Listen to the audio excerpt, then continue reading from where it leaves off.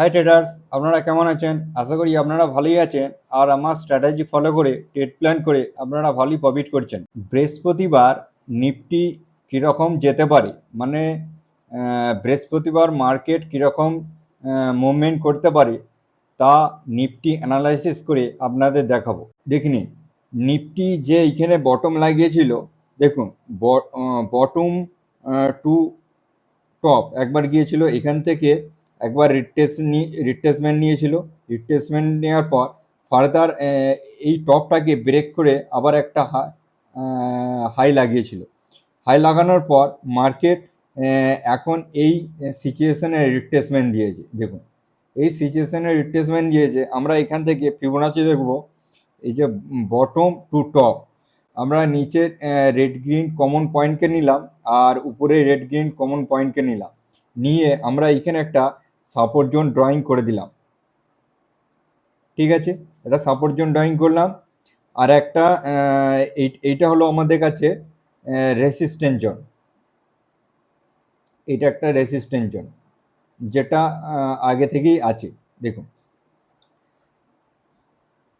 এইবার আমরা এটা ফিবোনাচি রিড করার পর আমরা কারেন্ট রেসিস্ট্যান্স জোন আমরা আইডেন্টিফাই করব। দেখুন, এটা রেসিস্ট্যান্স জোন ছিল, এটাকে আমরা রেড করে দিই। এইবার আমরা দেখব, দেখুন এইখান থেকে প্রাইস আজকে যে প্রাইসটা বিহেভিয়ার করলো আপনাদের বলে দিই।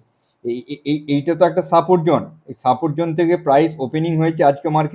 মার্কেট ওপেনিং হওয়ার পর এই যে আগে ক্লোজিংটা ছিল এইটাকেও ব্রেকআউট দিয়ে মার্কেট সিধে একবারে এই যে রেসিস্ট্যান্স জোনে মার্কেট নিয়ে গেল। রেসিস্ট্যান্স জোন থেকে আবার সেলার, আমি আগের দিন বলেছিলাম যে মার্কেট এইখানে রেসিস্ট্যান্স জোন করেছিল। এই রেসিস্ট্যান্স যখনই এই প্রাইস যাবে, সেই সেলার এইখানে যে সেলার ডমিনেট করেছিল এই এখানে সেই সেলারই আবার ফার্দার ডমিনেট করে মার্কেটকে নিচে আনবে।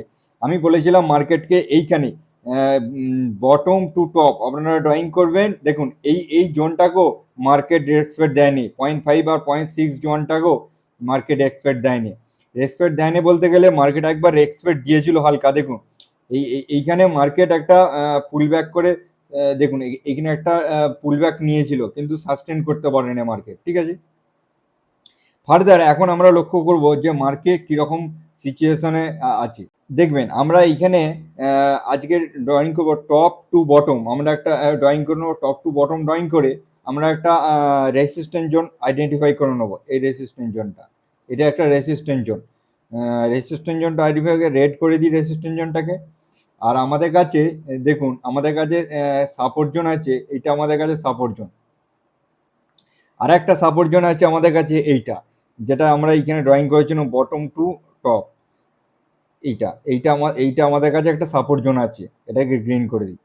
ঠিক আছে, আমাদের কাছে জোন আছে। দেখুন, আমাদের কাছে এই জোনটার এখন এইটা হলো বড়, এই জোনটা হলো বড় রেসিস্ট্যান্স জোন। আমাদের কাছে কারেন্ট মার্কেটের কাছে জোন আছে। দেখুন, এই জোনটা আছে, এই জোনটা আছে আর এই জোনটা, এই তিনটে জোন নিয়ে আমরা অ্যানালাইসিস করে দেখব।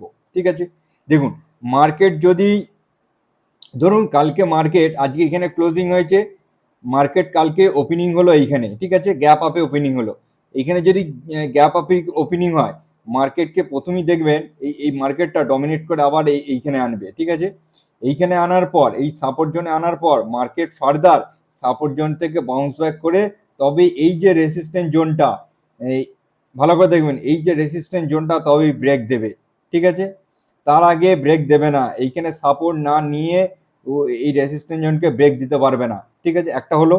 আর একটা আপনাদের কাছে বলে দিই, যদি মার্কেট ধরুন মার্কেট এইখানে ওপেনিং ক্লোজিং আছে, এইখানে কালকে ওপেনিং হলো। ঠিক আছে, ওপেনিং হওয়ার পর মার্কেট সোজা এসে এই যে সাপোর্ট জোনটার কাছে মার্কেট চলে আসবে। কারণ মার্কেট এখন লোয়ার লো ফরমেশন করে মার্কেট ডাউন সাইডে আসছে। ওই জন্যে মার্কেট এইখান থেকে আসবে, এইখান থেকে সাপোর্ট ক্রিয়েট করবে, সেম জোনে যাবে যেখানে ওপেনিং হয়েছে। জোনে যাওয়ার পর সেই ওপেনিং জোন থেকে আবার রেসিস্ট্যান্স ফেস করে ফার্দার এইটাকে ব্রেক দেওয়ার চেষ্টা করবে। ঠিক আছে, এই জোনটাকে ফার্দার ব্রেক দেওয়ার চেষ্টা করবে, কারণ মার্কেট লোয়ার লো ফরমেশন করছে। দেখুন, মার্কেট এইখানে ছিল, এখান থেকে এখানে এসছে, এখানে পর আবার এই লোটাকে ব্রেক করেছে, আর লোটাকে ব্রেক করে একটা মার্কেট পুল ব্যাক নিয়েছে, আবার দেখুন এইখানে মার্কেট এসছে, এই যে লোটাকে আবার ব্রেক করেছে, এইভাবে মার্কেট লোয়ার লো ফরমেশন করে আসছে। আমাদের কাছে এইটা হলো। আর একটা ধরুন মার্কেট এইখানে ওপেনিং হলো, ওপেনিং হওয়ার পর মার্কেট সোজা গেল, দেখুন মার্কেট পুল ব্যাক করলো, এই জোনে গেল, এই জোন থেকে মার্কেট ফার্দার রেসিস্ট্যান্স ক্রিয়েট করে ফার্দার এই জোনটাকে ব্রেক করবে। দেখুন এই জোনটা এখানে রেজিস্ট্যান্স ক্রিয়েট করে ফার্দার এই জোনটাকে ব্রেক করার চান্স আছে। এই জোন ব্রেক করলো, ব্রেক করার পর হালকা পুল ব্যাক নেবে, এখানে পুল ব্যাক নেবে, এই যে সাপোর্ট জোন ছিল এইটা আবার এই যে এখানে এই যে সাপোর্ট জোন ছিল এইটা আবার রেসিস্ট্যান্স জোন হিসেবে আবার কাজ করবে, তখন আবার এইখান থেকে পুল ব্যাক করে এইখানে চলে আসবে মার্কেট। ঠিক আছে, মার্কেট আসবে এইভাবে। তারপর একটা হলো দেখুন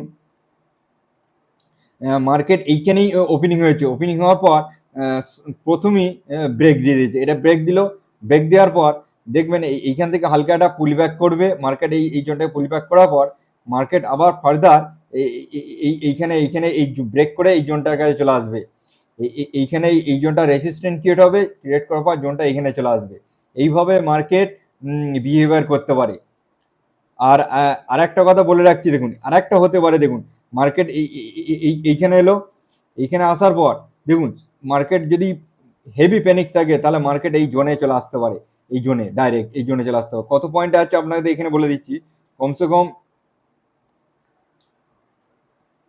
দেখুন 100-150 পয়েন্ট তো একটা যদি প্যানিকে আসে, সেলার অবশ্যই 100 পয়েন্টকে ডমিনেট করে মার্কেট আনতে পারে, বুঝলেন তো, কারণ মার্কেট লোয়ার লো ফরমেশন কাজে আমাদের কাছে আপনারা আপনাদের পরিষ্কার করে বলে দিচ্ছি একবার। দেখুন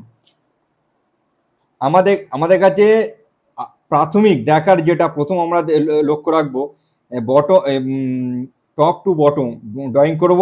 আমাদের কাছে এই জোনটা এই জোনটা আমরা রেজিস্ট্যান্স জোন, ঠিক আছে, আর আমাদের কাছে এই জোনটা হলো এই জোনটা হলো আমাদের কাছে support zone.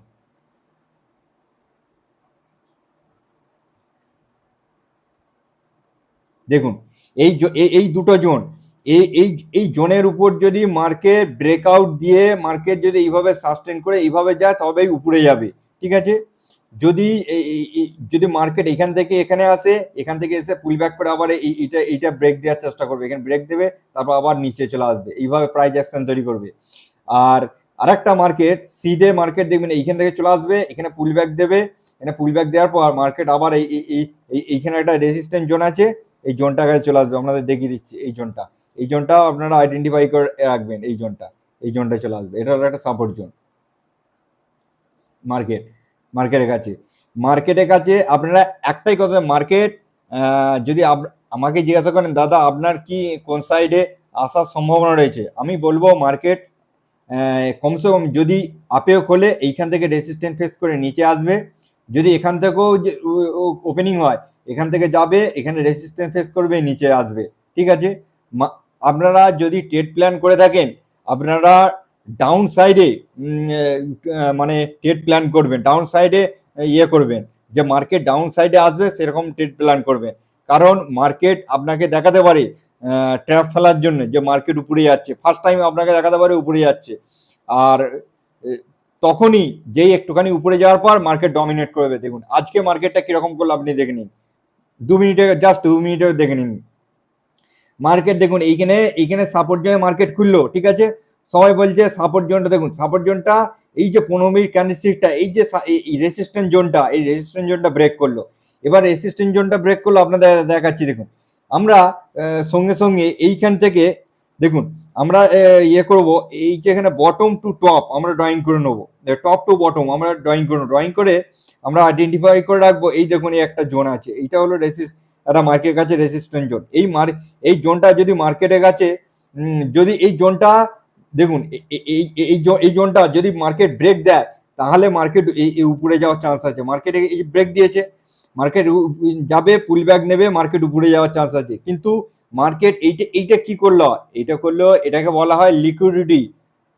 Market liquidity provided করলো। লিকুইডিটি প্রোভাইড কেমন করে, মার্কেট দেখাচ্ছে মার্কেট একটা বুলিশ 15 মিনিটে বুলিশ ক্যান্ডেলস্টিক করে মার্কেটকে উপরে নিয়ে গেল, উপরে নিয়ে গিয়ে এই যে এইখানে সবাই তত লক্ষ্য করে নেয় যে এটা একটা স্ট্রং রেসিস্ট্যান্ট জোন, এখান থেকে মার্কেট জাস্ট রেসিস্ট্যান্ট জোনে টাচ করলো, টাচ করার পর সঙ্গে সঙ্গে সেলার ডমিনেট করতে শুরু করে দিল।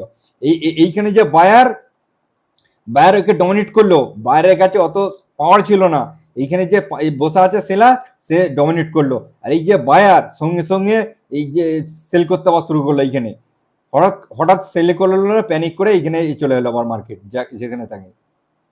এবার কালকে মার্কেট বায়ার চাইবে মার্কেটকে উপর দিকে নিয়ে যাওয়া, কিন্তু কারণ মার্কেট সেলারের হাতে চলে গেছে, ঠিক আছে, সেই হিসেবে মার্কেট বায়ার পিছু হাঁটতে পারে, সেলার ওখানে বেশি ডমিনেট করতে পারে, কারণ সেলার হাতে বেশি পাওয়ার আছে ওখানে। আশা করি আপনারা বুঝতে পেরেছেন যে এই নিফটি অ্যানালাইসিসটা কেউ যদি বুঝতে না পারেন তাহলে আরেকবার করে দেখুন, তাহলে অবশ্যই বুঝতে পেরে যাবেন। আর সব থেকে ভালো কথা কি, আপনারা আগের অ্যানালাইসিসটা একটু দেখুন, আগের অ্যানালাইসিসের সঙ্গে আজকের অ্যানালাইসিসটা একটা আছে, লিঙ্ক আছে। আপনি যদি আগের অ্যানালাইসিসটা যদি না দেখে থাকেন না, আজকেরটা শুধু আজকেরটা দেখেন, তাহলে আপনি বুঝতে পারবেন না। আগেরটা একবার জাস্ট একটুখানি দেখে নিন, তারপর এটা দেখবেন আপনার মানে এই যে অ্যানালাইসিসটা ছবি আপনার চোখের মধ্যে ভেসে উঠবে, তবেই আপনারা বুঝতে পারবেন যে আমি কি বলতে চাইছি। এখন সিচুয়েশন মানে ভলেটাইল, ঠিক আছে, কখন নিউজ আসছে মার্কেট উপরে যাচ্ছে, কখন খারাপ নিউজ আসছে মার্কেট নিচে আসছে, ওই জন্যে এখন মার্কেট হেভি ভলেটাইল। আজকে মার্কেট মর্নিংয়ে খোলার সময় খুব ভলেটাইল ছিল। এইভাবে আমার অ্যানালিসিস দেখতে থাকুন, আরও আমার সুইং ট্রেডিং স্ট্র্যাটেজি দেওয়া আছে সেগুলো দেখতে থাকুন, আর আমার আরও ভিডিও আছে, এডুকেশন নিতে থাকুন, সাথে থাকুন, আর চ্যানেলটিকে অবশ্যই সাবস্ক্রাইব করে রাখুন। চলুন আবার এক নেক্সট ভিডিওতে দেখা হচ্ছে নতুন এক এডুকেশন নিয়ে। আজকের মতো বাই বাই।